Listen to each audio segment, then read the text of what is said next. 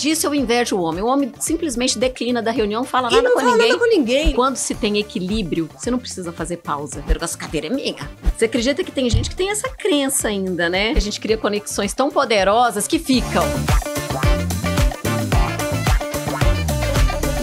Olá, eu sou Mari Cantarelli, diretora de marketing da CNN Brasil, e esse é o Fora do Briefing, o nosso podcast feito para conhecer um pouco mais do lado B das pessoas mais relevantes do mercado publicitário. Aqui eu converso com quem aprova, desaprova e tá por trás das melhores e mais geniais campanhas. Então, se você gosta de marketing, propaganda, publicidade, vem comigo conhecer a nossa convidada de hoje.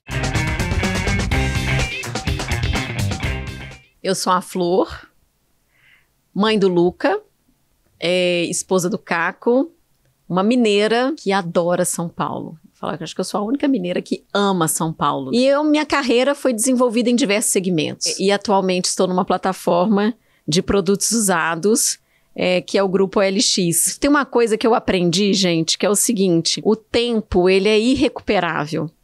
Então, quando eu começo a sentir que eu tô perdendo tempo, aí aquilo ali me incomoda bastante. Adoro a minha profissão, adoro o exercício da liderança. Acho que nós, mulheres que estamos em cadeiras de liderança, temos um papel super importante na formação e no desenvolvimento de diversas mulheres, de diversos times. Tem muita coisa que a gente tem feito aí para esse mercado que é um legado para as gerações futuras, né? De abrir as portas, abrir os caminhos, ter discussões mais pautadas aí nessa igualdade, no espaço para todos. Eu acho que essa deveria ser a missão de cada um de nós. Eu estou hoje com ela, que é VP de Marketing da OLX, já liderou cadeiras na Netshoes, Vivara, Gol. Ela vai conforme a banda toca, mas nunca deixa de dançar a própria música. Ela é a nossa diva, é plural, é gigante, é firme nas palavras e é a flor mais leve desse mundo chamado publicidade. Ela é Florência Scapini! Olá! Não, depois dessa apresentação não sei nem o que dizer.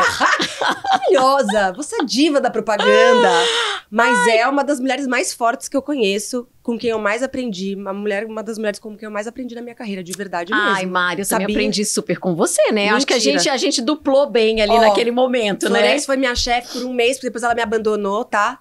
Eu lembro bem, mas nunca mais nos largamos, né? Não, nunca mais. Eu acho que essa é a beleza também do mercado, né? Eu acho também. Eu falo que a gente cria conexões tão poderosas que ficam. Exatamente. Né? Isso é que é bom. E é bom demais estar aqui com vocês. Agora, eu te apresentei, eu queria que você agora se apresentasse do seu jeito, contasse um pouco de quem que é a Flor. E aí a gente pode começar depois falando um pouco do início da sua trajetória. Ai, menina, essa trajetória é tão legal, né? Quando a gente fala, mas deixa eu me apresentar. Eu sou a Florência, na verdade eu não me reconheço como Flor. Como Florência, eu me reconheço como Flor. Eu sempre que alguém me chama assim, Florência, me dá até um pouco de frio na barriga, que eu acho que eu fiz alguma coisa errada. Eu sou uma mineira que está aqui em São Paulo há 15 anos. Sou mãe do Lucas, sou casada com o Caco. Sou mãe de pet, tem hashtag, né? Que é um cãozinho que faz bastante sucesso pelo nome, pelo jeito. Eu sou uma marqueteira que foi se descobrindo marqueteira, porque essa não era a minha primeira vocação. Jura? Você tinha outros planos? Eu tinha outros planos. Que plano você tinha? Eu tentei direito. Aqui. Mentira! Eu queria muito fazer direito, eu tinha muito o desejo. Eu sempre fui uma pessoa muito conectada assim, com o senso de justiça, né? Então, o direito, eu tinha aquela ideologia de salvar pessoas. Nossa, te entendo e ajudar pessoas e ajudar o mundo. Você sabe que eu me formei em publicidade e depois em direito, né? Não acredito. Juro. Eu também era assim, eu sonhava que, nossa, eu ia lá fazer justiça, assistia aqueles filmes assim, falava, vamos lá agora falar, excelência! Eu também! E eu fazia isso, e eu defendia, né? Eu também queria me meter em briga que não era minha. Exatamente. Mas até pouco tempo atrás ainda continuo fazendo isso às vezes. Não, mas eu ainda me meto em briga que não é minha, eu ainda defendo pessoas, eu ainda dentro da minha natureza, né?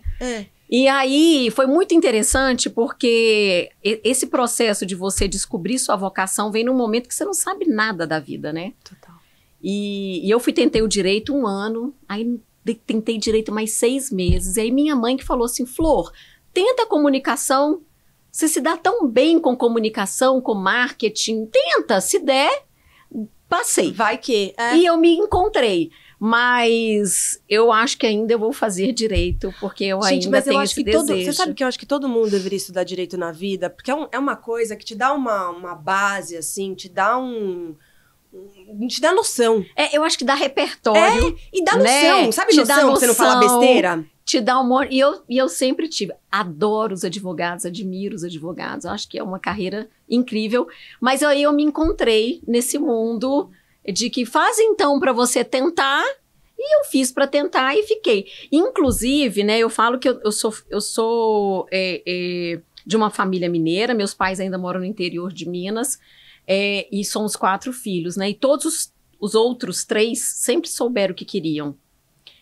Advogado, engenheiro, fisioterapeuta. E eu nunca sabia o que eu queria. Eu falava que eu ia ser artista, bailarina, aí veio advogada. Eu também, juro pra você que eu também sou essa pessoa. Eu fiz aula de teatro, aula de canto, aprendi a tocar violão. Eu queria ser dançarina não, que eu nunca tive muito jeito pra dança. Apesar de gostar, mas nunca tive jeito. E aí você foi parar na comunicação. Aí eu fui parar na comunicação. Gente, aí eu me encontrei. Nunca tive dificuldade, nunca tive... Você se formou em Minas mesmo? Me formei em Minas. E eu acho que uma das coisas mais legais pra mim, que me trouxe muita segurança e confiança, foi o crescer degrau por degrau.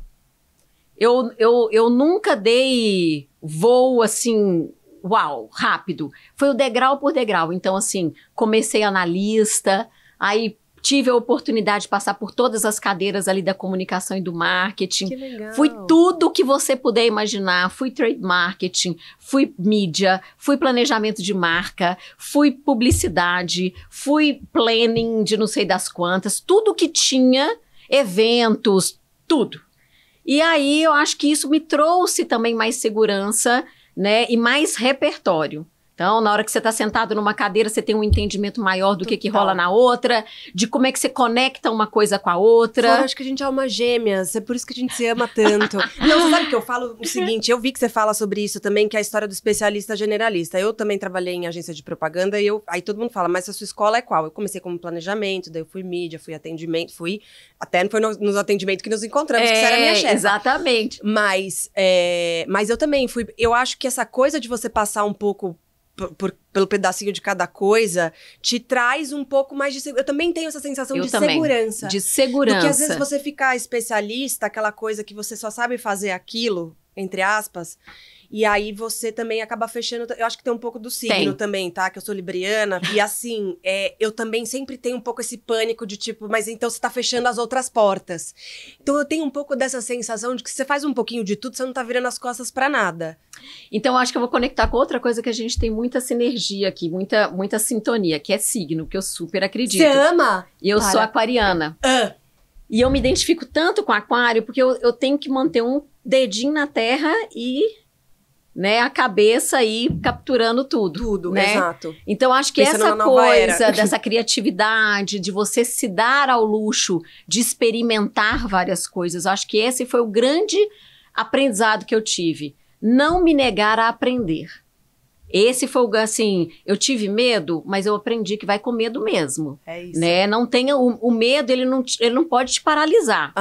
O resto, assim, o medo faz até bem, né? Porque aquele incômodo, aquele friozinho. Então, assim, essa coisa de especialista e generalista foi algo que, logo que eu saí de telecom, foi a minha primeira grande decisão. Eu não quero ser uma especialista. Porque eu fiquei 7 anos em telecom e eu via que as pessoas ficavam no mundo de telecom. Sim. Saíam da Vivo, ia pra Oi, saía da Oi, ia pra TIM, saía da TIM, ia pra Claro. Total. E eu falava, não quero. Agora eu quero conhecer um outro segmento, ter um outro repertório. E tem uma coisa que é muito legal de quando você migra de um segmento pro outro, um aprendizado de um vai pro outro. Sim. Você incorpora novos aprendizados e sem nenhum conflito ético.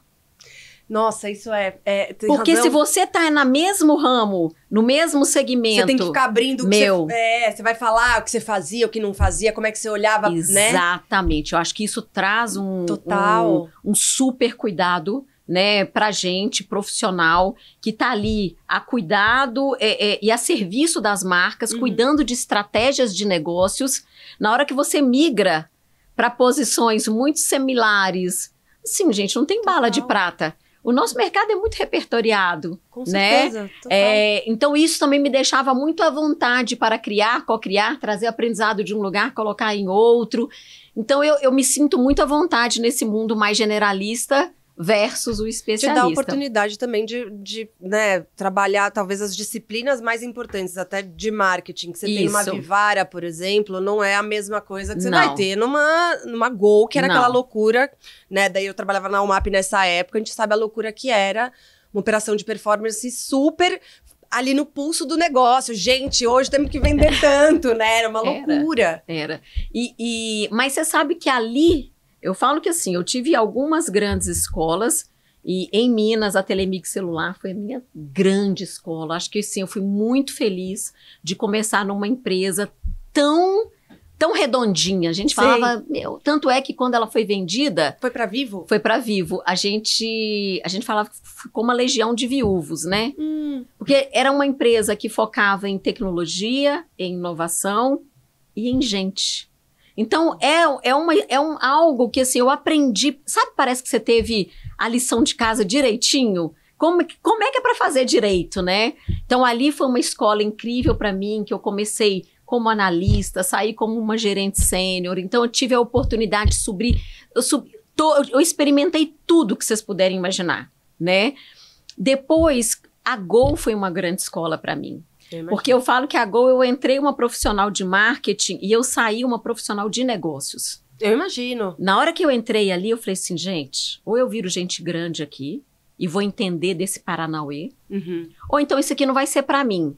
Então eu tive que entender de malha, de mercado, de concorrência, da nossa regionalização, de precificação. Nervoso, né? A aviação é muito nervoso. Eu lembro Muito. que a gente tinha conversas que você falava assim, gente, a aviação é um negócio muito nervoso. É o preço do dólar que sobe, daí em segundos você perdeu margem, um monte, né? Em segundos tudo... Meu Deus, a gente acabou de ganhar muito dinheiro. Quer dizer, é um mercado muito nervoso, né? Muito tenso. Você pode estar fazendo sua lição de casa direitinho, que de repente... mas vem variáveis macroeconômicas que colocam o seu negócio, né? Até por... A maioria das despesas são em dólar. Eu lembro, né? Então você tem isso. o mercado competitivo nosso é acirrado, o modelo de precificação é desafiador. Então, assim, tem um modelo de negócio. Ali eu falo que ali eu aprendi muito a olhar para o negócio, a conectar estratégias de marketing com estratégia de negócio, a trazer eficiência para o negócio, né? Cada real que você coloca aqui, como é que ele me volta ali, olhar para a estratégia comercial. Então, assim, de verdade, ali foi um super divisor de águas para mim, em termos de maturidade, aprendizado, né? Uma vida nova em São Paulo.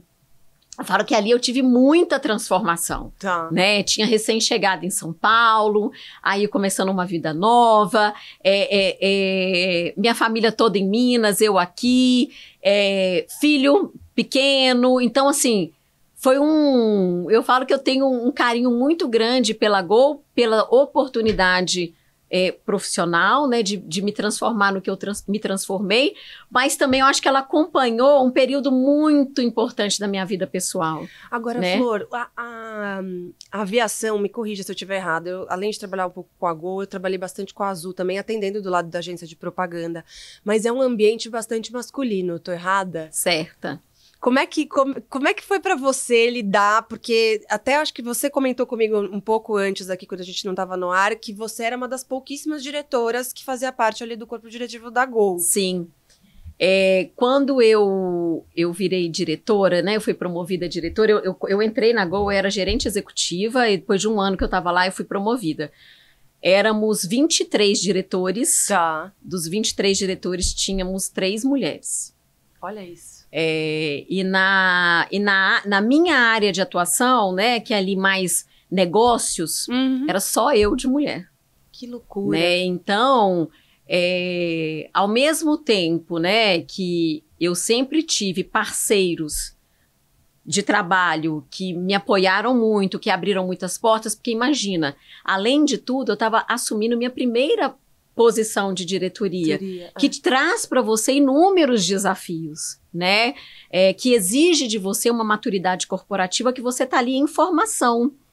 que você está aprendendo, que você está conhecendo. Então, eu falo que eu tive pessoas que me apoiaram muito, e obviamente muitos homens, né, que me deram muita oportunidade, mas também, por outro lado, eu tive que me provar muito. Eu imagino. Né? Você teve essa sensação de tipo, putz, eu tenho que trabalhar muito mais, estar muito mais disponível. Eu acho, Mari, que nós mulheres, para a gente romper algumas barreiras estruturais desse mercado que a gente atua, a gente sempre teve que trabalhar, dar mais, né? Eu falo que assim, enquanto a gente deveria estar dando 100%, a gente dá 120, 150, em alguns momentos 200. Exato. Né? E isso é estrutural, a gente pode ficar aqui horas falando disso. Obviamente que tem alguns mercados que são mais duros, tem outros mercados que são mais fáceis, são mais amigáveis, mas para você construir, né, a sua credibilidade, e eu falo que a cadeira de marketing, as pessoas já olham para ela também assim, eu falo que tem tudo, né? A mulher, a cadeira de marketing, que eu falo que assim, eu fico muito feliz de ver o que a cadeira de marketing virou hoje. Mas eu tenho uma provocação. Aff, Maria. Não, pra nós aqui, né, assim, que acabou de me ocorrer. Mas você acha que a cadeira de marketing, na medida em que ela foi ficando mais complexa e mais próxima ao negócio, ela foi se tornando mais atrativa para os homens? Porque, ó, você sempre... Onde você vê a mulher? RH e marketing. RH e marketing, né? Não é isso? É o RH, o marketing... Ai, mas assim, o jurídico, às vezes, mas talvez não o diretor, nem o VP jurídico. Ali, né? Mas assim... É RH, que você tem que cuidar de pessoas, e o marketing, que eu não sei exatamente qual que é a leitura do estereótipo, mas que você permitia a entrada da mulher. E aí, será que essas complexidades da cadeira foram atraindo os homens? Eu acho que, na verdade, o marketing para as mulheres foi mais por exclusão.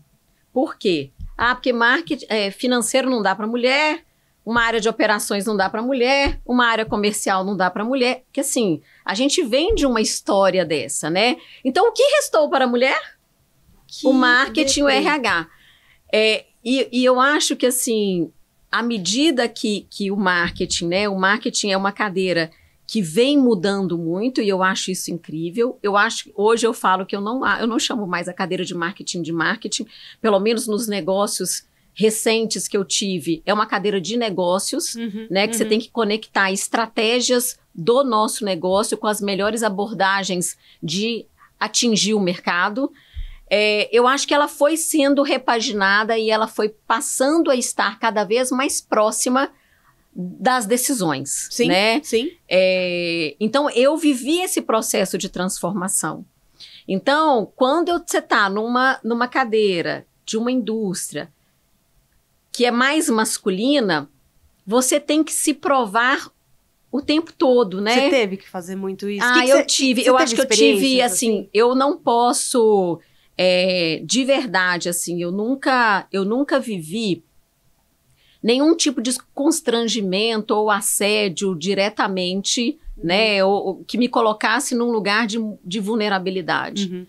Mas, obviamente, que o meu nível de cobrança comigo mesma e o meu nível de dedicação para estar pau a pau com os meus pares... talvez eu me coloquei num lugar de profundo estresse, né? Porque numa agenda dinâmica, tendo que cuidar de assuntos diversos, tendo que cuidar da minha prioridade, que é meu filho, que é minha família, tendo que conciliar todos os pratos e orquestrar todas as questões. Então, eu acho que essa cobrança também sai muito da gente. E de um baixo entendimento das pessoas que estão em torno da gente. Com certeza. Porque tem uma coisa que é o seguinte, né? A gente estava até conversando no almoço, né?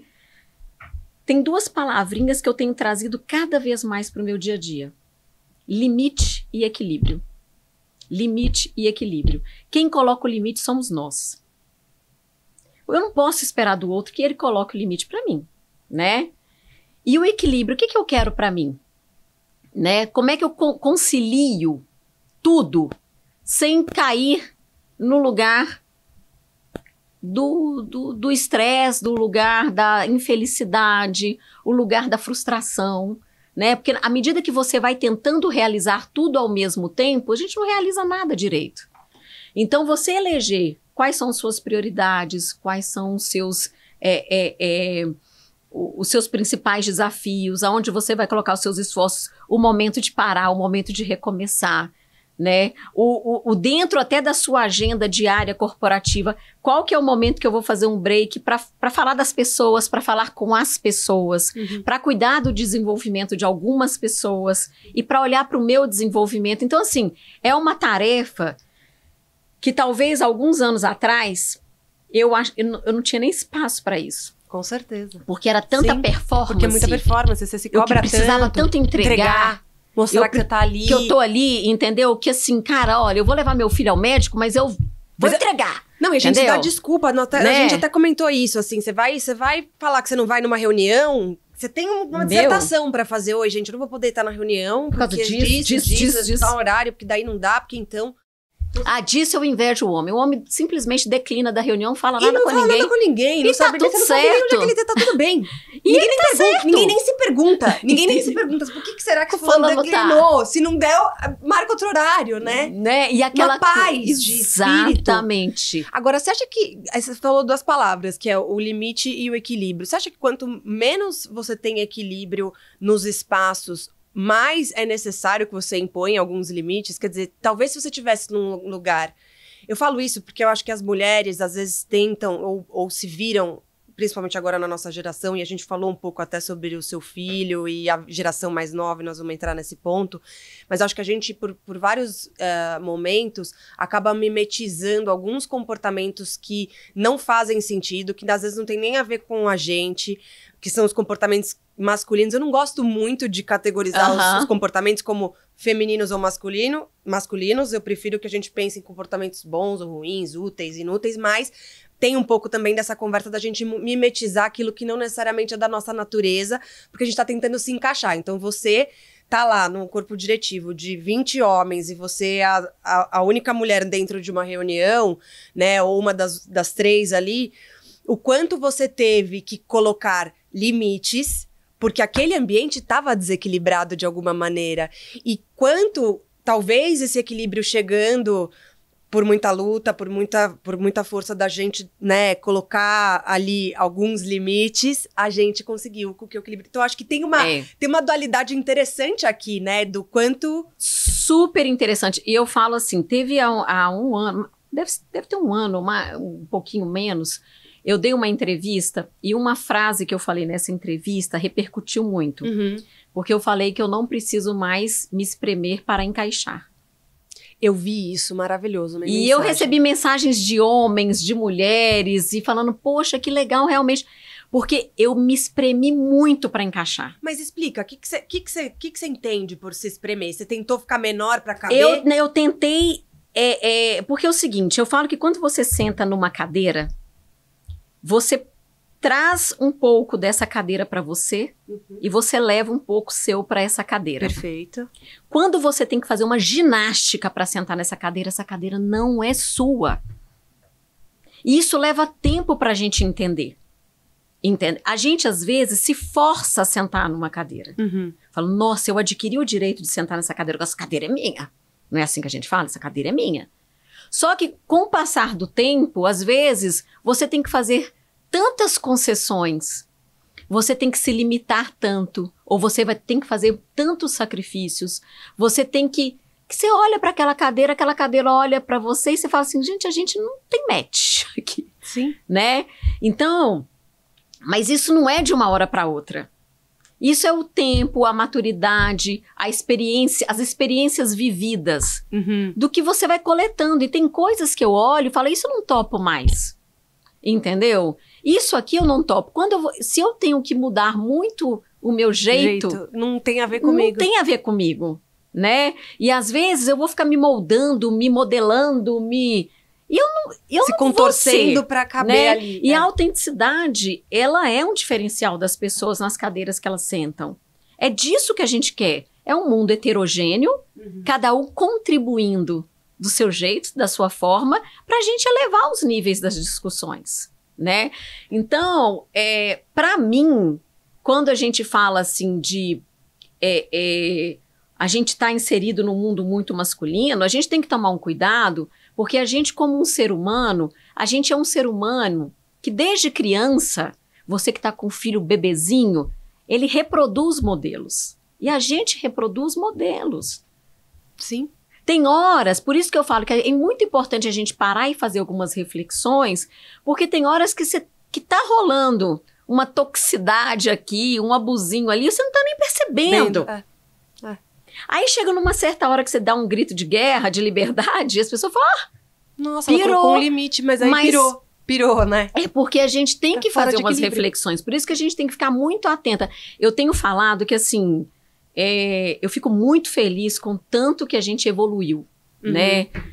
As mulheres no mercado de trabalho, né? A representatividade que a gente vem tendo, os lugares que a gente tem alcançado, mulheres maravilhosas, incríveis, né? Fazendo coisas incríveis, seja no mercado corporativo, seja fora dele, um monte de mulher fazendo coisas maravilhosas em ONGs, né? No terceiro setor tá cheio de mulher fazendo coisas incríveis. Então, dentro desse processo, é muito importante a gente sempre voltar para o nosso eu, né? Porque eu falo que assim, e o meu eu? O que eu quero? Né? Como que eu quero? Como é que eu quero seguir essas histórias? Tanto dentro do mercado ou fora do mercado, onde eu estiver. Então, assim, as reflexões, os modelos que estão perto da gente, né? Por isso que o que eu tava até a gente falando agora, acabei que eu fui para outro caminho aqui. Mas é um caminho bom, a gente avançou. Mas eu acho que a gente agora tem que focar muito no legado que nós vamos deixar para a próxima geração. Quando você fala que você parou de se espremer para caber, você acha que é mais um processo seu de entendimento do que você quer? Porque antes você estava ainda muito em expansão e aí você estava tentando se adequar para achar o seu lugar e talvez agora esse lugar já está melhor estabelecido e você já consegue olhar com um pouco mais de distanciamento, de dizer, ó, eu sou assim, agora eu sei. E aí o que eu quero deixar é pra quem vem na sequência. Mas, porque eu acho que tem um pouco isso, né? O meu marido às vezes fala pra mim assim, cara, você é insaciável. E não é o primeiro homem que me falou isso. Eu já tive outros namorados que falaram isso pra mim. Falaram, você é insaciável, você... E isso me deixa... Eu fico revoltada, porque eu falo, por que eu tenho que caber? Por que eu tenho que parar de querer coisas? Por que eu tenho que parar de ambicionar? Por que eu... Mas tem um lado também que a gente vai ficando mais velho, e aí chega uma hora que não é mais o que você quer fazer da vida, é o que a vida fez de você, né? E aí você olha pra trás e fala assim, cara, eu sou isso daqui. E que legal, me orgulhei e tal, e pra frente eu quero... Né, assim, eu quero construir pra quem tá vindo, talvez, e não é mais pra... Você acha que também é um processo seu de... Total, porque eu falo que assim, o não me espremer para encaixar, primeira coisa que eu aprendi, dizer não. Eu não me dava o direito de dizer não. Tudo que vinha, dou conta, pode mandar. Manda, eu seguro. Eu faço, eu seguro, conta comigo, vem pra mim. Depois eu falei assim, não, gente, por que eu tenho que dizer... Por que eu tenho que falar sim pra isso? Não. Só que a partir do momento que você começa a dizer não, as pessoas acham que você mudou, né? Tipo assim, nossa, gente, como assim, né? Tá diferente. E o não foi libertador pra mim. Eu não sabia dizer não. Só que em vários momentos, o sim que eu falava pra você era um não que eu tava falando pra mim mesma, né? Então, na verdade, esse sim pra todo mundo era só não. Era tipo assim, internos, não, porque né? eu já sabia do que eu tinha que abrir mão, do tempo meu que ia ficar mais desafiador, da hora de almoço que eu não ia ter, das longas jornadas que eu precisaria fazer. Então, eu acho que assim, a partir do momento que antes você começa assim, a partir do momento que você vai conquistando os espaços, você ainda tem muita insegurança. Imagina, eu era uma forasteira, gente. Eu cheguei aqui em São Paulo. Eu cheguei em São Paulo, uma das primeiras reuniões que eu fiz com um veículo. E era um veículo do trade de aviação. Tá. E aí, uma das primeiras reuniões que eu fiz, o cara chegou nessa reunião, ele era meio truculento, um cara que depois, até a gente super se entendeu, mas no início a nossa relação era super... A primeira coisa que ele me falou, ele sentou, olhou pra mim e falou assim, estranho, nunca ouvi falar de você. Aí eu falei assim, nossa, que coincidência, eu também nunca ouvi falar da sua revista. Aí ele ficou me olhando, eu fiquei olhando pra ele. Nem de você, nem da sua revista. Eu também nunca ouvi falar da sua revista. Aí eu falei com ele, você quer que eu me apresente? Porque eu vou querer que você apresente a sua revista. Exato. Porque eu não conheço a sua revista. Maravilhosa. Então, assim, foi a minha primeira. Mas a já começou partir numa daí, porrada, né? Já eu começou falei, numa gente, porrada. então, assim, o meu sotaque gerava uma distração. De onde você é? Do interior? Nossa, adoro seu sotaque, adoro. Até o sotaque, até eu entrar no meu conteúdo, até eu falar, dar o meu recado, eu notava que tinha uma desconstrução. E eu tinha que validar esse discurso, eu tinha que validar esse conteúdo. Eu tinha que fazer valer, né? Então, assim, às vezes era cansativo você ter que entrar, aí você escuta nossa, seu sotaque, é seu cabelo, ó, é sua roupa, aí você é moderna, você faz isso. O brinco, o olho é claro, e veja bem. Aí você começa, né, falar, eu só quero aqui vender o meu peixe. Então, você vai passando por alguns processos que, em alguns momentos, quando eu tive que me endurecer e adotar uma postura mais dura, foi meu momento mais triste, porque não era eu. Eu não vim para isso. Eu sou da leveza, da boa gargalhada, do deixa disso, vai. Poxa, obviamente que tem o momento de estresse, né? De inflexão. Um acha uma coisa, o outro acha outra coisa. Mas a gente tá ali para chegar num consenso. Mas a partir do momento que eu fui me endurecendo para falar, poxa, eu não tô aqui de brincadeira. Vamos, me respeitem. Foi uma fase muito infeliz. E você quando a gente tá falando muito desse antes e o depois. Quando é que foi esse marco que você falou assim, agora eu sinto que mudei? Ou que você olhou, porque às vezes a gente não vê na hora, né? Na hora, né?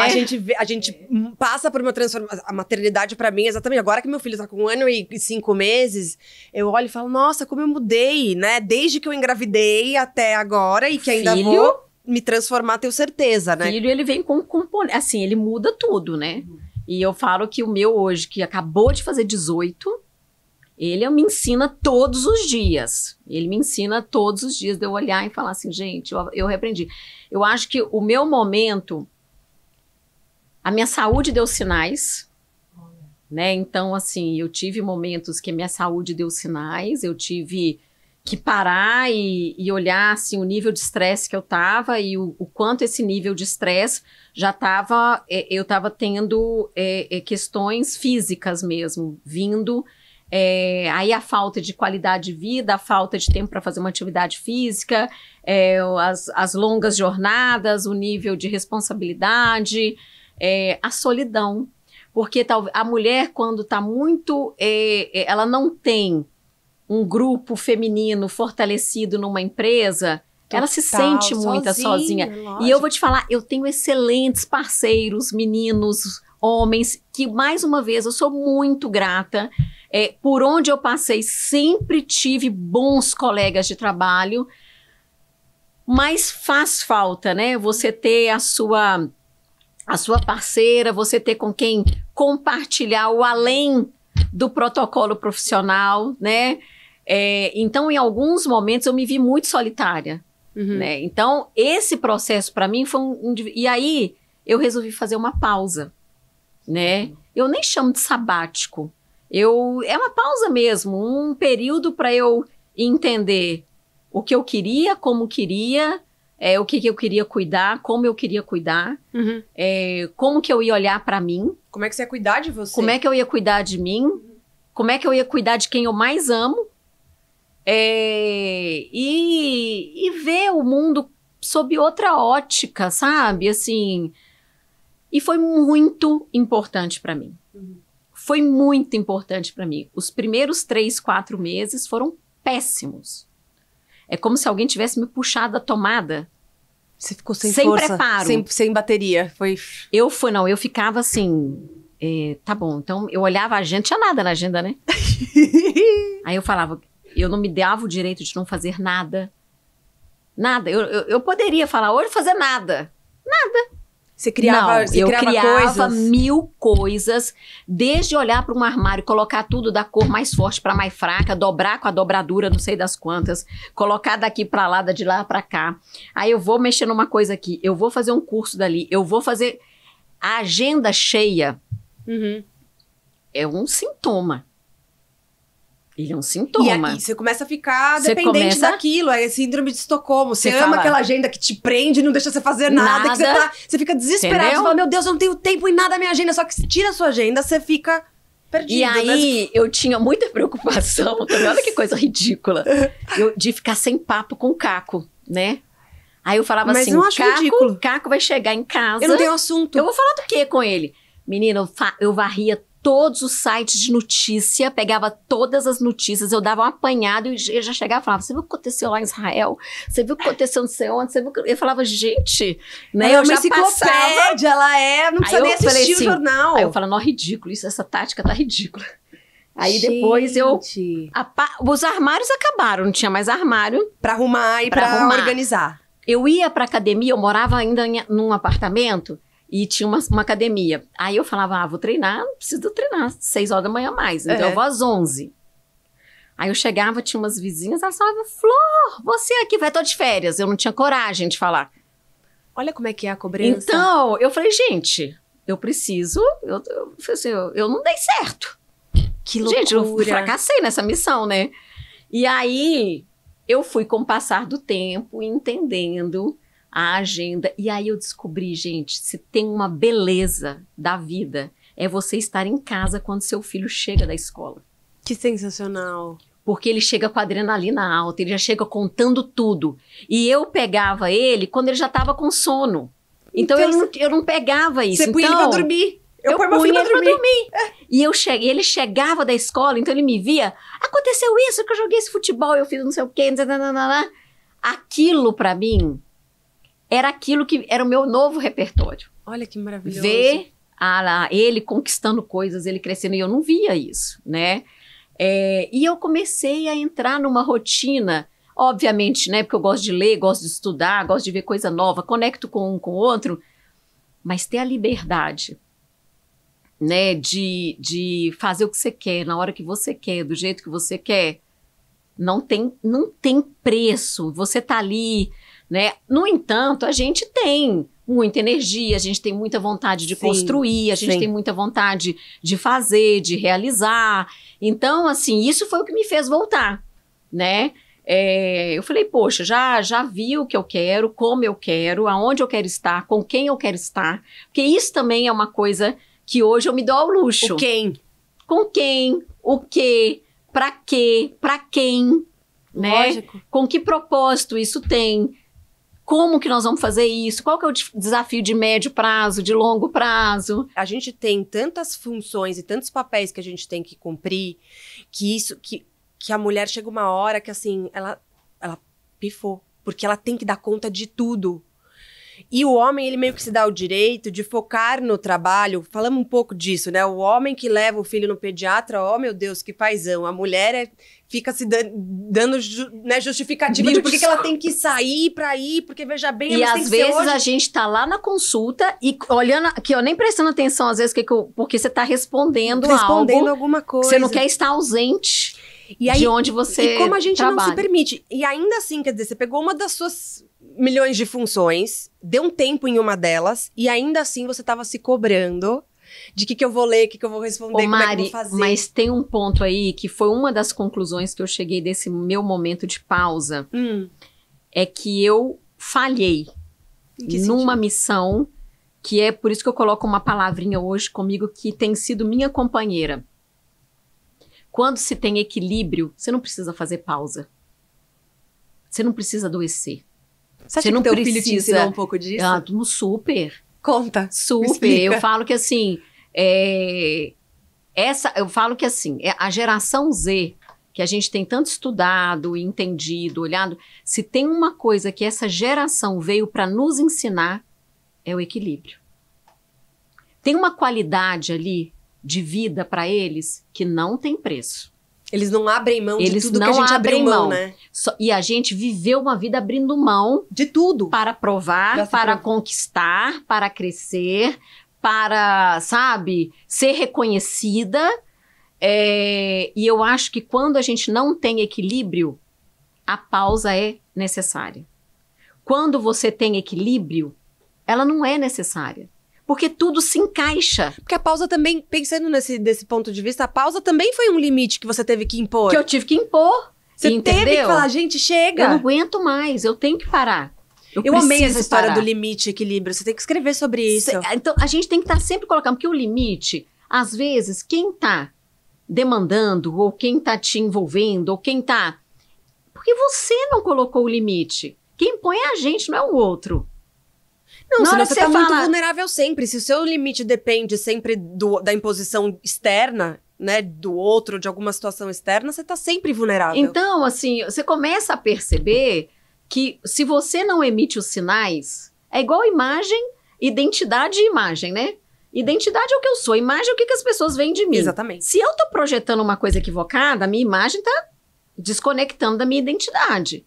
Então, acho que tem uma questão aqui do quem tem uma vida equilibrada, quem valoriza, né, a qualidade, o tempo, né, o momento de eu fazer a minha pausa, o momento de eu recomeçar. Ele não precisa fazer paradas bruscas. Porque a pausa, apesar dela vir com uma beleza, uma limpeza de mente, ela é um pouco frustrante. Porque você não se joga na pausa com um projeto. Acho que são poucas pessoas, Claro. tá? E eu admiro as pessoas que falam assim, olha, pausei porque eu vou correr o mundo, porque eu vou estudar não sei aonde, não sei quando. Mas hoje 10% das pessoas fazem isso. As outras pessoas que estão fazendo pausas é porque estão no limite. Sim, porque estão doentes. É porque não aguentam mais, não aguentam... Porque chegaram no limite. Porque chegaram no limite. Então, isso para mim foi um super aprendizado. E eu voltei com outro olhar sobre leveza, equilíbrio, saber colocar os limites, né? E entender que tem problemas que a gente resolve no dia, tem problemas que a gente tem um tempo para resolver, priorizar. A gente tem muita dificuldade em priorizar, separar o urgente do importante. Uhum. Então, acho que tem coisas que foram abrindo e que eu não abro mão, né? Então, eu falo que assim, você aprende e eu falo que essa geração traz isso, né? Apesar de estar todo mundo hoje discutindo os desafios da geração Z, coisa e tal, toda mudança cultural, geracional, ela traz uma série de desafios. Uhum. Desde produtos, marcas, mundo corporativo, tecnologias, todo mundo tem uma adaptação geracional a ser feita. A gente não vai ficar brigando com a geração, né? Agora, essa geração, ela tem um olhar mais simples sobre as coisas. Talvez seja uma geração também onde as mulheres, talvez, não sei se isso é geral, né, ou se é um pouco do olhar da nossa bolha, mas talvez as mulheres, minimamente na bolha, pelo menos, não vão ter que lutar tanto quanto a gente teve, ou talvez não vão passar, talvez, por esse processo tão brusco Eu acho isso. de sofrimento, tem que se estabelecer, eu tenho que correr o dobro, eu tenho que fazer 120, 150, 200% a mais e tal. Eu acho que hoje tem indústrias e indústrias, Uhum. né? Tem segmentos e indústrias que estão super avançadas. Eu acho que tem algumas que estão em processo de aprendizado, mas sem sombra de dúvida. Por isso que eu falo, a gente tem que cuidar da geração que está por vir. As mulheres, as meninas, né, as minorias. E a gente está falando aqui, nós estamos falando da nossa realidade, mas as mulheres pretas têm um desafio ainda muito maior. Ô, Flor, eu queria só voltar num assunto que você estava comentando e que isso me pegou, porque a gente conversou um pouco sobre isso fora do ar também. Que você falou assim, muitas vezes era difícil para mim eu conseguir dar foco no conteúdo que eu tinha para trazer. Porque é o sotaque, é o cabelo. Você acha que isso também é uma dificuldade da mulher? Quer dizer, tem uma coisa ali que impede a gente de ser levada a sério de cara, assim? Eu acho que assim, e eu acho que até vale de uma dica pra gente, né? Acho que a gente tem que estar muito atenta ao ambiente que a gente está, né? E às vezes isso acontece na melhor das intenções, né? Você, às vezes, é uma mulher ou duas mulheres num contexto super masculino, e aí se você é mais informal, se você é mais descontraída, né, isso leva também as pessoas falarem do jeito que você está vestida, do jeito que você fala, do jeito que você ri, do jeito que você é espontânea. Uhum. Eu comecei a entrar num processo de conflito quando eu comecei a observar que, assim, eram reuniões intensas, porque a gente estava fazendo, era reuniões de resultado, e eu via que nenhum colega meu que começava a falar, ninguém fazia, que seu time perdeu ontem, que isso aconteceu. Não precisava do quebra-gelo. Não precisava do quebra-gelo, mas comigo sempre tinha esse quebra-gelo. E eu comecei a notar que esse quebra-gelo recorrente era uma desconstrução do meu conteúdo, entendeu? Eu comecei a achar, né, a minha percepção de que, é difícil, às vezes, levar a sério o meu conteúdo depois desse quebra-gelo. Eu preciso, eu tenho que ter um endosso maior para falar do tema que eu vou falar. Eu falava de performance. Sim, falando de resultado, de venda, de número. Ficava um kikiki ali. Né? Exatamente. Você fala, gente.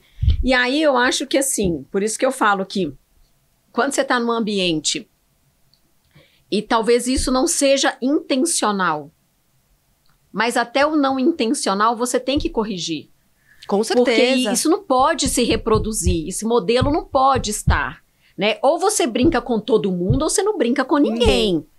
Brincar com uma mulher, eu acho que tem uma conotação que precisa ser observada.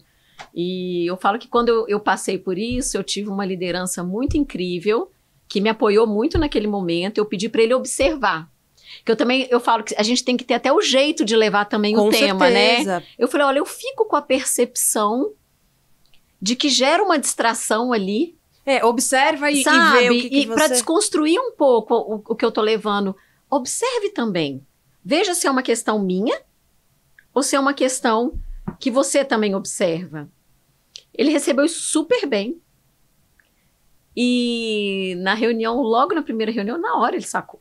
Né? E aí ele falou assim, pessoal, não tô achando isso legal. Então, assim, isso é um processo que a gente tem que policiar. Talvez, né, em vários momentos, assim, é uma questão de camaradagem, de coleguismo, de informalidade. Mas se acontece só com a mulher, é um alerta. Total. Entendeu? Você um sabe alerta. Que você falando isso me deu um insight agora, bem terapia mesmo. Eu conversando com uma terapeuta que não é a minha terapeuta atual, uma vez ela me fez a seguinte pergunta. Ela falou, você sempre usa a informalidade e a irreverência como defesa? Olha a pergunta que ela fez. Ela fez a pergunta pra mim dizendo que eu uso a irreverência como defesa. Ela não perguntou se eu uso pra me defender. Ela disse, você sempre faz isso? Porque na leitura dela ali, ela achou que eu fazia isso pra me defender. E talvez agora com o teu testemunho, eu vá refletir um pouco se isso não vem de uma repetição de padrão. Porque talvez em todos os momentos em que eu precisei ser levada a sério, a coisa começava com algo muito leve, uma piada e coisa e tal, né? A minha diretora sabe que eu sempre começo as reuniões, eu vou falar alguma coisa, eu sempre faço alguma piada, algum quebra-gelo, que nem você tá chamando, talvez por uma repetição de padrão. Eu acho que esse é um excelente ponto pra gente refletir, né? Não é maravilhoso isso? Isso é maravilhoso. Eu vou falar agora com a minha psiquiatra, Rosa Maria, vamos conversar sobre isso aí na sessão de amanhã, tá bom? Mas é loucura, mas isso me ocorreu agora. Precisa corrigir um pouco, né? Que não é porque não é intencional, ou não é porque não é percebido, não é porque tá intrínseco na cultura, né, que a gente tá ali, que isso não precisa ser corrigido, que a gente não precisa chamar atenção. Então, como é que foi a correção e o que você acha que precisa ser feito para que a gente não reproduza mais esses padrões, né? Eu acho que a gente sempre precisa se posicionar. Eu acho que é muito importante né? E aí eu acho que cada um com seu traço de personalidade, seu jeito, né? A sua forma de interagir com o seu grupo, falar, não gostei. Bom, não vamos brincar agora, o assunto é sério, vamos deixar a brincadeira para depois. Cara, não gostei. Eu já tive em 2 ou 3 momentos da minha carreira que eu chamei foram 2 pessoas, tá? que eu chamei particular, assim, no particular, e falei, olha, cara, você tem algumas questões, a sua atitude comigo não são legais. Então, pontuou eu todas as pontuei, eu falei vezes. assim, aqui eu acho que você não é legal. Você não teve aqui, medo de ser retalhada? Não, inclusive, assim, por isso que eu falo, tudo é a forma, né? Eu, inclusive, eu só falei com as duas pessoas, foi mais ou menos no mesmo contexto, e eu falei assim, eu não tô querendo falar sobre a sua atitude, mas eu tô querendo que você escute como eu me sinto. Sinto, exato. Não importa se você fez ou não, mas o como... Entendeu? Como que isso... Como bateu em mim. As duas pessoas me pediram desculpas, assim, e sempre me agradeceram, porque ele falava assim, era muito inconsciente. Era mesmo muito, assim, igual ele falou assim, e eu outro dia encontrei com um deles, e ele falou assim, gente, quando eu lembro, eu olho pra você, eu morro de vergonha, assim, era uma coisa, passava do ponto.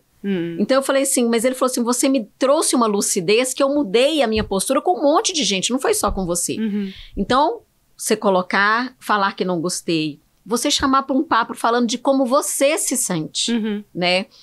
Dependendo do ambiente, uma coisa que eu ensino muito principalmente para as lideranças femininas, que a gente dá mentoria, se você não se sente confortável em abordar a pessoa que tá te deixando constrangida de alguma forma, busque um apoio de alguém, uma terceira pessoa, né? Se você tem uma BP do RH que tá te apoiando, conversa com ela, troca uma ideia, troca uma ideia com uma liderança par, como que você faz a melhor abordagem. O importante, gente, é assim, não importa o que as pessoas fazem, mas o que importa é como que a gente se sente.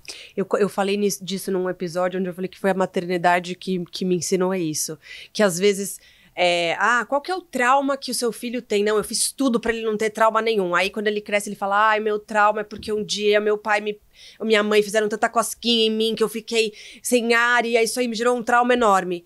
E aí quando você vai ver, até a cosquinha pode virar um grande trauma. E aí, pra dizer o quê? Que a gente não tem controle, né, de como a pessoa se sente a partir do que a gente faz. É óbvio, você vai tentar fazer o melhor que você pode, você vai colocar o seu melhor ali. Seu melhor. Os filhos, eles mostram isso pra gente de uma maneira tão evidente, e aí você consegue escutar o outro coleguinha do lado no escritório, e você fala, mas eu não fiz isso. Não importa o que você fez, o que importa é que, a partir do que você fez, houve um sentimento ali do outro lado. Houve um sentimento, e o sentimento, ele é meu. Ele é válido, e ele é válido. Né? Ele é super válido. Ser validado, exato. Então, acho que esse processo da gente colocar esses pinguinhos nos is, e falar os nãos, e falar como você se sente, e não aceitar tudo que te deixa constrangido, você não pode aceitar. Eu sou a pessoa que eu sou a favor da igualdade, né? Eu não quero a superioridade feminina, eu quero a igualdade. Eu quero que a gente tenha um ambiente onde que seja saudável para a gente ter discussões, né? Onde que todo mundo possa contribuir, onde todo mundo possa, né, colocar sua opinião, possa entrar nas discussões. Então, e eu fui aprendendo a dar o contorno, dar a forma, né? Olha, esse é o limite, cara, daqui você não passa. Né? Eu acho que até tem não é só a igualdade, acho que é legal falar em equidade, né? Que é você tratar os diferentes para assim torná-los iguais, né? Exato. Que assim, cada pessoa tem a sua nuance. E eu não tô falando nem só de homens e mulheres. Cada pessoa, eu acho que isso vai para um nível até bem individualizado. E aí, um vai ser um pouco mais sensível em alguns pontos, outro vai ser mais forte em alguns outros pontos. Cada um vai ter as suas fortalezas e fraquezas. E você precisa tratar os desiguais de maneira desigual para, assim, torná-los iguais. E eu acho que é é isso que um pouco a crítica que o feminismo faz e que nem sempre fica claro, né, em quem traz o contraponto. Vocês querem igualdade, mas vocês não querem carregar a sacola. Sabe aquele discurso bem idiota? Tipo, não querem carregar a sacola. Né, assim, não quero ser um homem. Eu preciso só que a gente, dentro das limitações que a gente sabe que existem, estruturais da nossa sociedade, a gente possa ter as mesmas oportunidades ou oportunidades iguais, né? É um pouco nesse caminho. É sobre isso, e eu acho que a gente tá conquistando muita coisa legal. O Luca vai ter que passar muito por isso, você acha? Eu acho que o Luca, inclusive, a gente, né, ele vê que eu faço parte de um monte participo de mentorias femininas, conversas de liderança, porque liderança é outro tema que tá bastante crítico, atualmente, né? Que as pessoas não estão igual a gente desejou a liderança, né? Uhum. A gente era formado para ser líder e era um objetivo de carreira, De vida, ser líder. Total. Hoje não é um objetivo mais, né? E as pessoas estão até se negando a ser líder porque a liderança vem com privações. E talvez a gente não foi o melhor exemplo, né? Talvez essa nossa liderança veio a duras penas.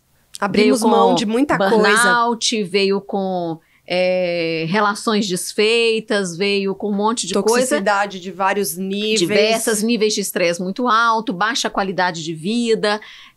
Então, talvez ele olhando para isso, né? E hoje essa geração já indo para o mercado de trabalho e vendo o que os pais viveram, talvez ele fale, não quero viver isso. Você ia falar, né? Que ele vê você participando das rodas de liderança. E aí ele fala assim, mas precisa disso?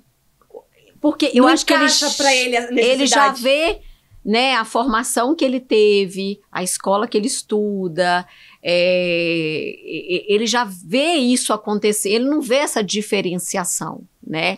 Mas eu falo com ele, filho, você ainda está numa bolha, né? Na hora que você vai para o mercado de trabalho, dependendo do que você escolhe, como você escolhe. Então eu falo assim, quando você olha que só 5% das posições de CEO no Brasil são ocupados por mulheres, está errado.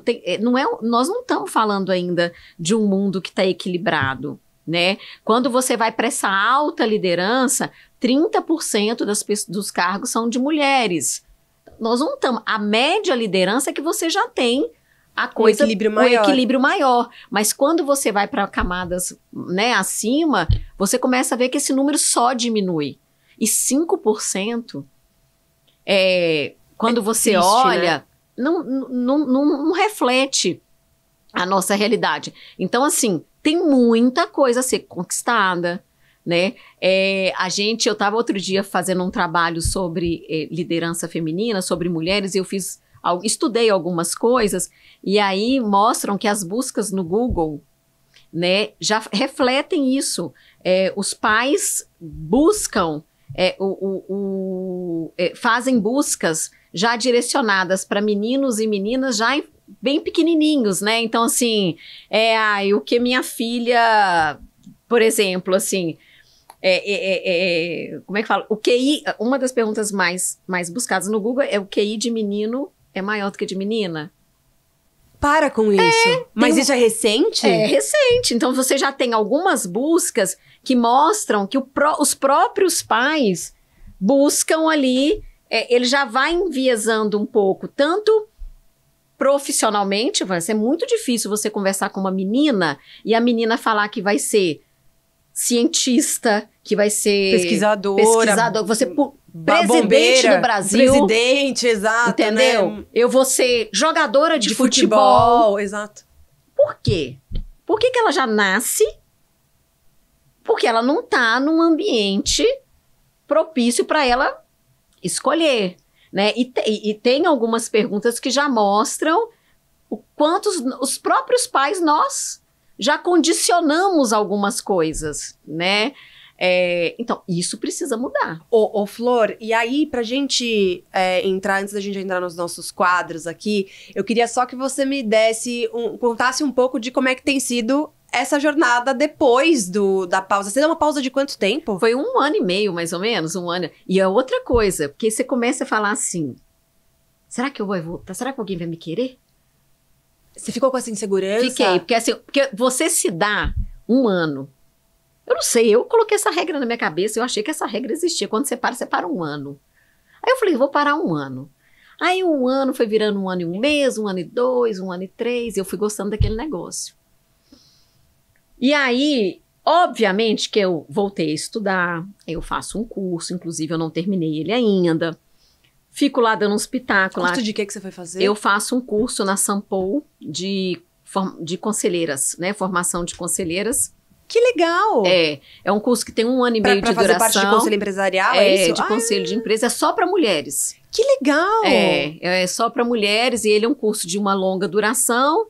E eu fazendo esse curso, que agora acaba em fevereiro, e obviamente, né, fazendo minhas mentorias, eu sou conselheira de uma edtech. Então, a agenda, ela vai, né? Ela vai fluindo. Aí, o Caco, às vezes, me ajuda com um tema aqui, com outro tema. Então, a agenda, ela vai. Mas quando você vai ficando, sabe, parecendo que você fala assim, será que vão lembrar de mim? Será que eu vou ser considerada em algum momento? Isso é pura bobagem, tá? Eu tenho certeza. Pura bobagem, é coisa que Se você tivesse me ligado, eu ia falar, amiga, é óbvio que não. Só que é uma coisa que você começa, né? Logo quando você parar, e você, o que você quer fazer? Na hora que você fala assim, eu quero parar, dar uma pausa. Depois que você já tomou café com todo mundo que quer saber por que você tá saindo um pouco, né? Por que você tá dando um tempo? Aí você fala pausa, e depois você fala, e agora? A volta, né, eu estava, inclusive, olhando alguns projetos, aí veio esse da OLX, né, do grupo OLX, que estava passando por uma transformação, e eu achei super legal a proposta, o projeto, né, que é de uma plataforma de produtos usados, é mudar o hábito do brasileiro, né, de consumo de produtos usados. Imóveis e automóveis no Brasil já é um hábito que faz parte do nosso, né, do nosso dia a dia, mas bens de consumo ainda é uma barreira, uma barreira, né? Você acha que... Acho que tem um pouco do... Vê se faz sentido isso, mas me parece que, óbvio, os produtos de maior valor, quer dizer, as coisas mais caras, funcionam melhor, porque no Brasil ainda pegar um second hand ainda é uma coisa sobre ter acesso. Então você quer pegar um negócio, você quer comprar alguma coisa que você não tem como comprar, então você topa o usado. Mas as coisas que são mais baratas, que você poderia comprar novo, o Brasil ainda não comprou o argumento é mais sustentável, eu não vou gerar lixo, eu vou deixar de emitir carbono, eu vou usar porque isso aqui ainda tá bom, não precisa ser desprezado. Tem toda uma lógica que não é só pelo acesso. Eu poderia ter um novo, mas eu prefiro ter um usado. Você precisa construir uma outra lógica de consumo que não é aqui hoje o teu negócio é movimentado. Porque se ele é movimentado... Todo mundo mora num apartamento que, tudo bem, já morou outras pessoas aqui nesse apartamento. Eu acho que isso, um carro que é usado também. Agora, quando você fala de coisas, né, de menor valor, né, de menor preço mesmo, não é tanto sobre o acesso, deveria ser mais sobre a conscientização. Sobre a conscientização. A conscientização tá vindo de forma muito maior dessa geração que tá vindo aí, tá? Ela é mais desprendida, ela é mais desapegada, ela já tem com ela esse conceito de que para eu pegar um novo, eu tenho que desapegar do meu. Isso é muito mais natural. O que acontece também é que a gente já tem uns 50% dos brasileiros já experimentaram se desfazer de algo, né? Desapegar de algo. Mas a gente tem um universo enorme a ser explorado, né? Das pessoas usarem com mais frequência, com mais recorrência, considerar. O novo acessível é uma barreira. Claro que é. E hoje o novo está muito acessível. Só que hoje você tem inúmeras categorias. Nós vamos pegar você é um ótimo exemplo. O Lourenço fez 1 ano. Ele já perdeu tudo que ele tinha desse primeiro ano. Tudo. Vale a pena comprar um novo que vai perder? Né? Então, essa mãe do primeiro ano, cara, é uma super oportunidade, porque é algo que fica novinho, se perde muito rápido. Usa pouquíssimo. Usa pouco. Eletrônicos diversos. Então, por aí vai. Então, essa jornada... E é muito interessante que o brasileiro, em média, o brasileiro tem parado em casa R$ 2.300 em produtos que ele não faz nada. Uma média. Que loucura. Uma média. Então, que tá lá, que você não usa... que você... comprou nem sabe pra quê. Pra quê, que tem uma cadeira, que tem uma... Nunca ligou. Você nunca ligou. Então, acho que essa questão de você estimular, né, o uso é incrível. Então, é super intenso, é uma proposta muito legal, né? Então, assim, é do que a gente deixa, né? O nosso negócio, né, deixa de emitir toneladas de CO2 no meio ambiente, exato. Porque, né, as pessoas deixam, ao invés de comprar novo, estão comprando um usado, estão colocando o seu usado para vender. Então, tem uma questão do uso inteligente do produto, da longevidade do produto, né, desse aumento da vida útil do produto, que nosso meio ambiente já está gritando, né? E vocês, como OLX, estão olhando para essa plataforma de sustentabilidade como um tema para conectar, pelo menos com as gerações mais jovens, estão um pouco mais propensas a acolher esse tipo de narrativa? a gente está construindo aqui, o conteúdo ele é muito importante, né? Para falar muito, tem que ser muito educativo, né? Tipo assim, ao consumir esse produto aqui, você está deixando de emitir X, você está deixando de, né, de acumular Y. Então, assim, uma coisa que a gente tem focado cada vez mais é nesse conteúdo educativo. E o nosso produto, deixar isso muito claro, né? Ao adquirir esse produto, quais são os benefícios que a gente tá conseguindo deixar aqui. Flor, é o seguinte, você é uma mulher premiadíssima, maravilhosa. E eu quero saber o seguinte, eu vou chamar meu próximo quadro, que é o Merece um Prêmio, só que é o contrário. Aqui o reforço o nosso aprendizado é via reforço negativo. Então eu quero te fazer algumas perguntas. Mas é o seguinte, eu quero saber qual foi o pior conselho de carreira que você já recebeu. Eu acho que o pior conselho de carreira que eu já recebi é de endurecer. Eu já tive o conselho, falou, não, parte pra cima, endurece, vai, se posiciona mesmo, vai pra cima. Então eu acho que ali, você fala, meu, te afastou, né, de você mesma. Já me colocou distante de mim.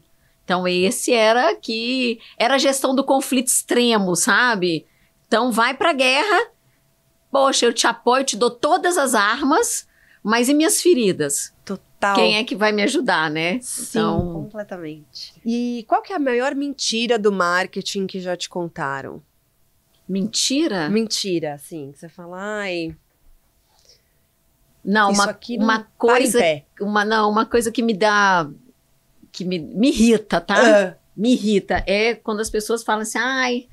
O marketing não olha para dinheiro, não olha para resultado, sabe? Que ódio! Nossa, gente. Você acredita que tem gente que tem essa crença ainda, né?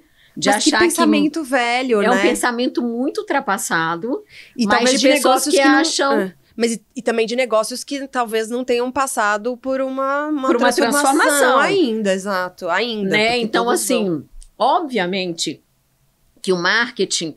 Ele não é 100% uma ciência exata. Claro. Né? O marketing evoluiu para a gente encontrar os nossos ROIs, os nossos ROAS, né? As nossas eficiências em nossos canais. Mas parte dessa construção, inclusive de marca, de indicadores de marca, ela leva até mais tempo. Ela não é tão imediatista. Mas hoje no marketing tudo é metrificável, né? Se você for colocar... Então, por isso que a gente estava falando da complexidade que virou a cadeira, né? Mas existe essa lenda ainda de que o dinheiro a gente gosta de gastar e o resultado ainda não é uma questão... Ai, que preguiça. Mas é uma preguiça isso. E qual que foi a maior cagada que você já fez na sua carreira? Que você fala, meu, isso aqui eu me arrependo. Maior cagada? Maravilhosa, ela não tem defeitos, sim, ela não erra, eu sabia. Eu acho que uma coisa assim que me deixou bem, assim, não, mas cara, eu falei, poxa, eu devia ter me preparado melhor para isso, né? Eu acho que juntou emoção com até um pouco de falta de planejamento. Foi quando a Copa do Mundo foi no Brasil. A gente foi patrocinador oficial da Copa, né, da seleção brasileira. E, fizemos um trabalho super impecável, super desafiador. A operação no Brasil era uma operação complexa, né? Pelos os nossos aeroportos, onde eles estavam, enfim, foi uma loucura. E Brasil ganha daqui, Brasil ganha dali, Brasil ganha de acolá. E o Brasil perder de 7 a 1 em Belo Horizonte. E aí, gol, vocês lembram? Ali, sim, então naquele momento, eu acho que a gente não considerou que teríamos um resultado daquele. Mas tem um imponderável aí também, né? Mas eu acho que a gente... Em nenhum cenário, acho que ninguém imaginou. Mas a gente precisa lidar com o imponderável. Sim. Eu acho que as marcas da gente, quando estão inseridas em eventos de grande visibilidade, a gente tem que ter, né? Tipo assim... E você acha que você não se preparou para aquilo de jeito nenhum? ali e a palavra gol aparecendo em tudo quanto é lugar. E aquela loucura, e como é que se pôs? Eu falei, gente, como é que não tem o que se posicionar, né? Mas assim, como é que você saiu dessa? Obviamente que a gente ali, alguns patrocinadores, a gente, né, se falou um pouquinho como é que a gente vai se posicionar, a gente ficou quietinho, não se posicionou. A nossa aeronave, cheio da marca, várias vezes, assim, em todas as... Também não tinha o que a gente fizesse, né? Mas eu acho que um aprendizado que trouxe para mim é o imponderável acontece. E aí a gente tem que estar 200% preparado para ele. Ô, Flor, agora eu vou chamar o nosso quadro que é o Opiniões Impopulares. Inteligência artificial. Eu quero que você fale, na verdade, sobre o que você comentou comigo do chat GPT. Que você comentou comigo dos jovens conversando com os chats. Chat. Fala sobre isso, porque eu quero puxar até o gancho de liderança que você trouxe. É muito interessante, né? Porque eu lendo um dado aqui falando que um recorte que a gente estava analisando, principalmente de mulheres se desenvolvendo no mercado de trabalho, 40% desse recorte que a gente estava vendo eram da geração Z, onde 50% dessas 44 disseram que acreditavam mais no chat GPT, gostavam de se relacionar mais com o chat GPT. O chat GPT tem mais credibilidade do que a sua liderança direta. Então, obviamente que isso traz um alerta e uma preocupação, né, para esse desenvolvimento humano, gente, que ninguém vai substituir. Eu acho que a inteligência artificial, ela é muito bem-vinda para tirar o operacional, né? Para nos ajudar a escalar operações, para nos ajudar a ser mais ágeis num atendimento ao cliente, numa resposta a uma operação que a gente tem. Mas eu acho que a gente tem que tomar muito cuidado com essa relação, né? Assim, eu substituí as relações humanas pela relação com a inteligência artificial. E onde eu começo isso é no trabalho, quer dizer, eu tenho muito mais, né, paciência de falar com o chat do que de falar com a minha liderança, entre aspas. Não é nem chamar isso de liderança, porque se você não consegue conectar com os seus liderados, você não é líder. Você não é líder. É só um chefe. Exatamente. Então você tem esse processo, né? E eu acho que ele tem que estar a serviço disso, de tirar o trabalho operacional, de escalar as operações, de nos ajudar a ter uma eficiência maior. Agora, cuidado, gestão e liderança, propriedade intelectual, né? O quanto a inteligência artificial está nos deixando mais preguiçosos, sim, né? Ou superficiais, sim, né? Então, assim, eu acho que ela é uma excelente ferramenta. Até para validar algumas questões suas, até para enriquecer alguma tese sua. Perfeito. Né?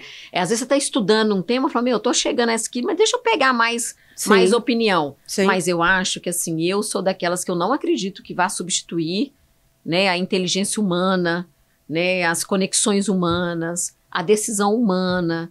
Eu acho que a gente ainda tem que fazer o bom uso. Ela é uma boa ferramenta. Mas o que a gente faz com essas pessoas que estão preferindo conversar com o chat do que conversar com a gente? O que a gente errou? Onde é que a gente tem que mudar? Eu acho que aí a gente tem que voltar como que as nossas lideranças, né, o nosso papel como líder, ele está sendo efetivo, né? O quanto que a gente está passando os sinais corretos, o quanto a gente está gerando. Chegar lá, né? A gente só focou em chegar lá, a gente falou disso, né? Do quanto nosso objetivo era chegar lá, e aí na hora que chegou, esqueceu de pensar o que vai fazer quando chegar. O que vai fazer?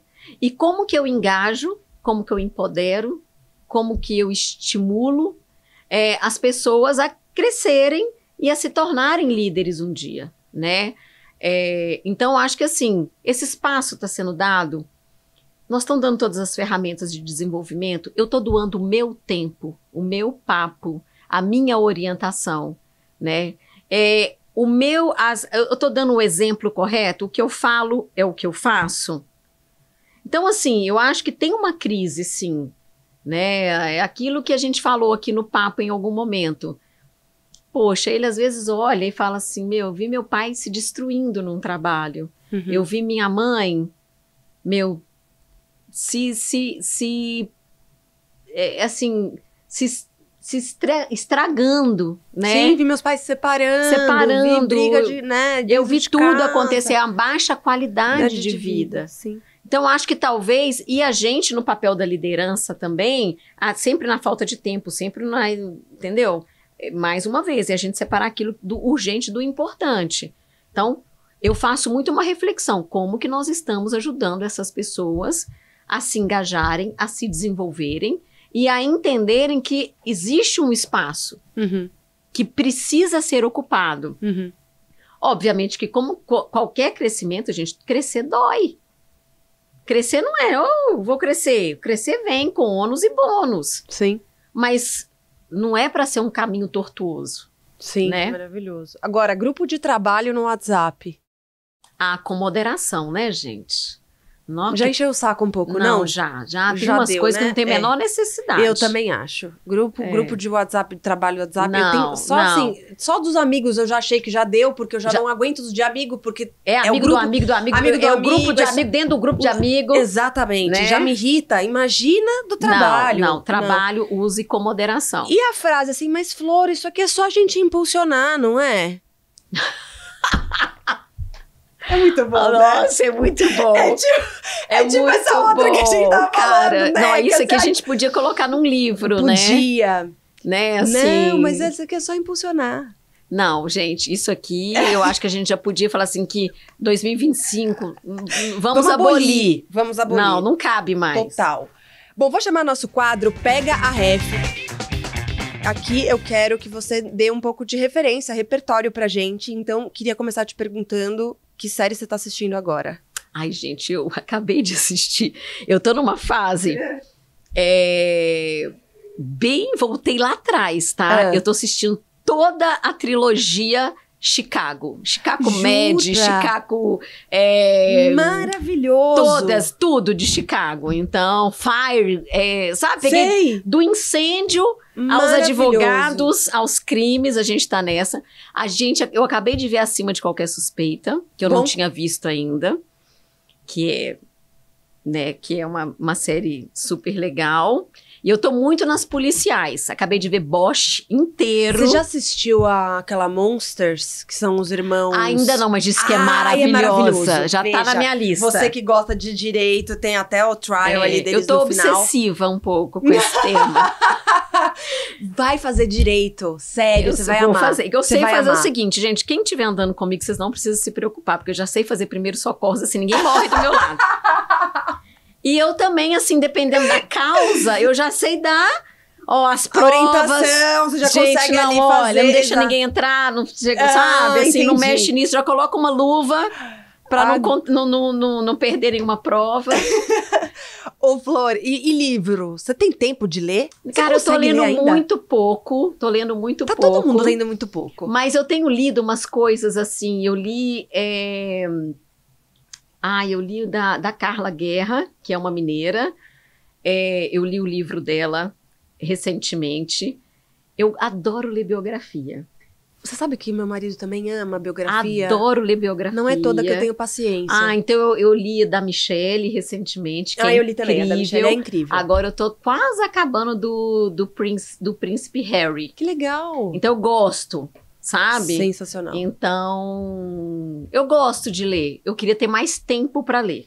Ô, Flor, e agora uma pessoa do nosso mercado, alguém que é a tua referência, a tua inspiração, não precisa ser do nosso mercado, pode ser da sua vida, da sua família. Eu acho que assim, eu tenho algumas inspirações, né? Eu acho que tem algumas pessoas que passaram na minha vida e elas tiveram significados muito importantes, assim, né? Então, eu acho que meu pai e minha mãe, né, por me encorajar a sair do interior de Minas e a estudar, ir para uma cidade, para Belo Horizonte, para estudar. Então, assim, foi um processo de encorajamento mesmo, assim, né? Você vai, você experimenta, se você não gostar, volta, mas eu quero que você experimente. Então, acho que eles me inspiraram muito a tentar, tentar e outra coisa, sem nenhuma, sabe? É o que você quer ser. Não é, seja pré-moldado, A né? ou B. Então, acho que eles tiveram um momento muito importante na minha vida. Eu tive uma primeira grande liderança que chama André Mastrobuono, que ele me encorajou muito. Ele sempre falou, saia da sombra, você tem que voar. Então ele foi um cara que me ajudou demais, me encorajou muito. A Cláudia Pagnano, que foi a minha, essa aí, minha filha, é uma mulher forte, uma mulher que sabe o que quer, uma mulher corajosa. Então conheci ela na aviação, a Cláudia me ensinou e eu me pego me inspirando nela em alguns momentos. E o Kakinoff foi um cara, gente, que assim, eu tenho só elogios a fazer. O quanto ele subiu a minha régua. Maravilhoso. Sabe, assim, vem mais alto. E tem uma pessoa que me ensinou demais e me ensina todos os dias, que é Caco. Caco me ensinou muito, assim, desse mesmo mercado. Caco me mostrou um outro lado. Caco me ensinou sobre educação financeira, né? Caco me ensinou sobre trabalho. Caco me ensinou a morar em São Paulo. Caco me incentivou a acelerar na hora de acelerar. Me incentivou a parar na hora que eu achava que eu tinha que parar. Então ele foi um cara que eu sempre olhei para ele, né, na hora que ele tomou a decisão de empreender, né, de sair do mercado executivo, que é uma coragem que a pessoa tem que ter. Então ele é uma grande inspiração para mim também. Ô Flor, vou chamar o último quadro, que na verdade é o penúltimo quadro, que é o aprovado, segue alterações. Você é essa cliente ainda, de assim, ai gente, eu aprovei, mas eu tenho que mudar isso aqui? Não, eu melhorei demais. Você já passei dessa já passou dessa fase. Pelo amor de Deus. Agora, você teve algum projeto que você colocou... Bom, é que você contou esse do Gol, que foi mas aquilo era imponderável, eu entendi ali o aprendizado. Mas você tem algum projeto que você colocou muita energia e depois você se arrependeu de ter feito, ou alguma campanha, alguma coisa que você falou, cara, isso aqui envelheceu mal, hoje em dia eu já não faria, eu acho que muda tudo, não penso mais assim, eu sou mais essa pessoa. Eu acho que tem coisas na vida, assim, o que eu fui aprendendo, né? Marketing tem uma tendência a ser autoral. Tá. Né? Às vezes a gente se pega sendo mais autoral e com crenças limitantes, né? Nós acreditamos nisso, acreditamos nessa ideia, coisa e tal. O que eu tenho visto é que quanto mais multidisciplinar, quanto mais quanto mais o processo é co-criativo, com mais eu acho que a gente tem coletado coisas melhores resultados, sabe? Então às vezes a gente fica, né? É igual o mundo das lives, né? Jesus, dá um trabalho sem fim para na hora H, o resultado você tosse, cai 3 gotas, e aí você ficava, mas na hora que a gente viu fazendo isso só sob a ótica de marketing, mas na hora que você coloca marketing, produto, tecnologia, poxa, você consegue construir algo muito maior e muito mais potente e com alcances muito maiores. Então, eu acho que assim, hoje eu vejo que a forma de trabalhar minha mudou muito, e eu acho que a forma de trabalhar agregou muito mais pro resultado da empresa como um todo, né? Então... Mas você tá me dizendo algo assim, eu deixei de ser... eu aprovei. Eu aprovo. Ou eu aprovo e passou a ser um negócio um pouco mais coletivo, mais colegiado. Sabe? Eu acho que à medida que a gente também vai adquirindo outras competências, vai amadurecendo outras competências, como visão sistêmica, sabe? Que você vê o impacto em toda a cadeia. Então, acho que isso traz um processo mais maduro aí. Perfeito. E agora vamos para o nosso feedback do chatinho. Flor, eu coloquei as suas redes sociais para o ChatGPT analisar. E aí ele fez um parágrafo que diz o seguinte: seu feed do Instagram é uma mistura louca e eclética de momentos familiares fofos, marcos pessoais e algumas situações hilárias. É como folhear um álbum de recortes onde as imagens emocionantes de ilustração estão ao lado de promos sarcásticas de podcast e declarações ousadas. Tem aquela vibe clássica de ei, eu só estou curtindo com a minha galera, misturado com momentos que gritam olha aqui, eu dominando o mundo. Você joga uma conexão profunda, um orgulho brasileiro e ainda salpica alguns momentos ternos de bebê para manter as coisas sentimentais. Mas não pense que a gente não viu aquela tatuagem nas costas ou o toque sutil da sua criatividade. É tudo sobre ser autêntica, nos fazer rir e lembrar que você é, sem pedir desculpas. Gente, eu quero colocar num quadro! Maravilhoso! Eu achei que esse aqui ficou maravilhoso, porque ele é muito você. Muito eu! Esse aqui é sensacional. E normal, às vezes ele é meio assim, ácido, entendeu? Ele fala assim, meu, sabe? Ah, você é completamente louca, você não faz sentido nenhum. Eu achei que ele foi assim, Gente, ele é muito minha você cara. É maravilhoso. Eu, amei. Inclusive, eu quero que vocês mandem pra mim que eu vou vou te postar. mandar. Você gostou? Você acha que tem a ver? Eu não vou mudar uma vírgula. Ah, maravilhosa. Não muda uma vírgula. Eu acho que é sobre isso, né? Assim, a gente é tudo isso, né? Tudo a gente tem que aceitar toda a nossa pluralidade, né? Tudo que a gente é. Poxa, não mudaria nada. Muito bom. É exatamente sobre isso. Flor, eu quero te agradecer sua presença aqui hoje. Eu que te agradeço. Eu ficaria aqui eu amei, horas e horas. Eu tô com dificuldade de encerrar hoje, porque foi tão inspiradora a nossa conversa. Eu amei. Obrigada. Eu que amei. Volte mais vezes, Voltarei. Porque eu acho que eu tenho mais perguntas, eu quero saber de mais coisas ainda. Eu achei ótimo, eu te agradeço muito, foi uma delícia, tá? Obrigada. Beijo. Beijo. Gente, esse foi o Fora do Briefing de hoje e eu queria que vocês contassem aqui pra mim nos comentários com quem vocês querem que eu converse da próxima vez.